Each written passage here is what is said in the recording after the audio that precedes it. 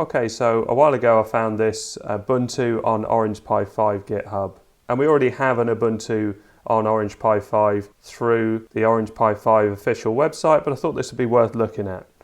So this repository provides a pre-installed Ubuntu 20.04 and 22.04 desktop server image for the Orange Pi 5, offering a default Ubuntu experience. With this port you can experience the power and stability of Ubuntu on your Orange Pi 5, making it an excellent choice for a wide range of projects and applications. And if we scroll down, highlights, package management via apt, uses the 5.10 Linux kernel, which is what we're used to on the Orange Pi 5. That is an old kernel, but it does seem that the Rockchip 3588 doesn't seem to have anything newer than that at this time. So we've got a boot from SD card, USB and NVMe SSD. 3D video hardware acceleration support via PanFork. GNOME desktop using Wayland.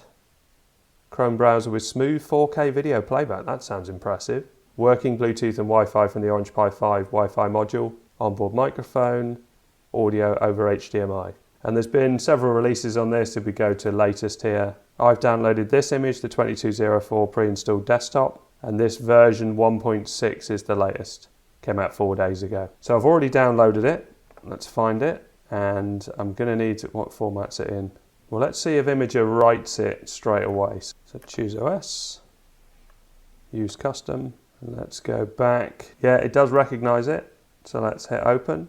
So pop a 32 gig micro SD card in, choose storage and click on that and hit write. And yes. Okay, so that's all finished. So let's eject the SD card and pop it in the Orange Pi and switch on for the first time. And that's starting up. Hopefully the password is Ubuntu. Let's give that a try. Nope. Back to the GitHub to see what the password is. And the password from the GitHub is root for both root and Ubuntu as a username. And we're in. We can skip this. And it gives us an option for Ubuntu Pro. I've not seen that, but I'll skip that for now.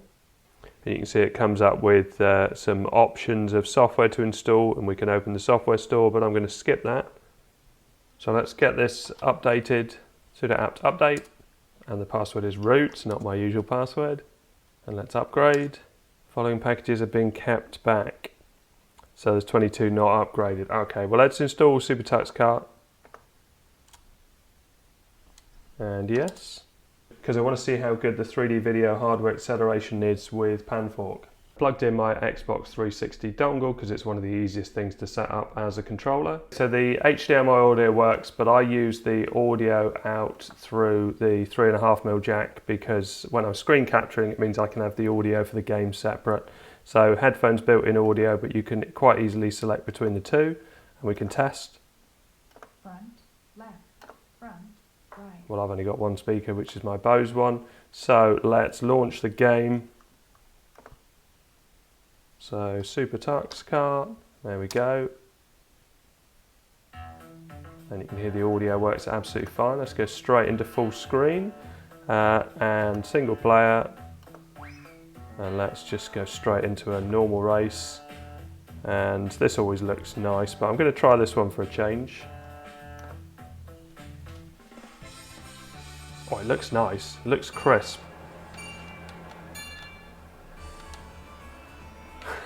Wrong button.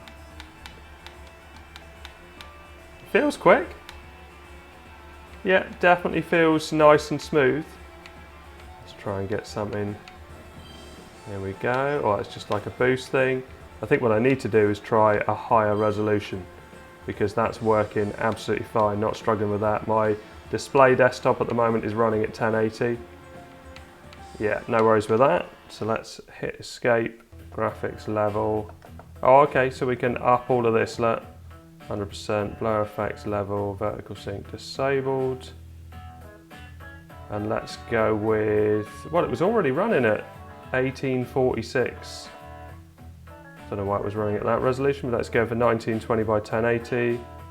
Full screen, apply new resolution. Yeah, looks great. I think I might turn the music off. And let's go back in. Okay, so something I changed broke it. I put not full screen. Just change a few of the things. Right, okay, let's see if this works now. And let's go for this underwater one because it always looks pretty impressive. Yeah, that is great. And the water's moving really fast, which I'm used to it moving slower. Ah, now we can speed up. Yeah, that seems to be coping absolutely fine. It's lovely and smooth. If I stop to have a look out of the window, you can see that it looks great. Yeah, very impressive. Right, let's quit out of that. I need to try some video. So if I launch Chromium, now a lot of GPU support is poor within Linux, especially on ARM devices. So to see 4K video on this would be very impressive.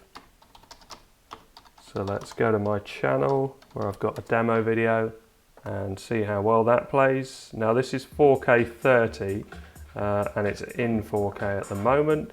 This is a 1080 monitor, so it's not a true test, but I have a 4K TV behind it, so I'm going to plug it into my TV. Oh look, the monitor resolution, so that's why the game picks that weird resolution. But you can see current optimal resolution, it's playing at 4K, and I've left it playing for a bit and it's not dropping frames, look, 1500 frames, and it's working fine. And it's actually really responsive as well, so if I do a search for hot UK deals, that comes up really fast. You can launch and scroll straight away. Always the cookies.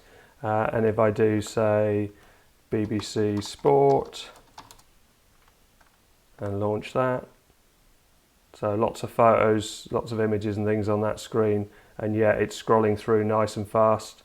I got sent this amazing desk a while ago and it's really coming in handy at the moment. It's really good because I've got it in front of my TV.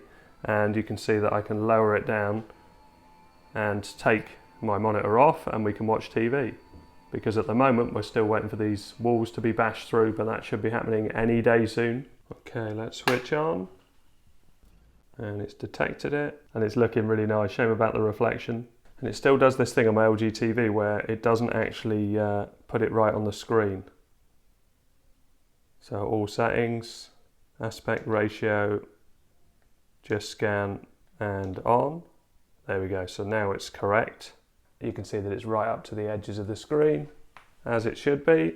So let's launch Chromium and play my video. Look how it formats. So obviously I can zoom into that if I want to.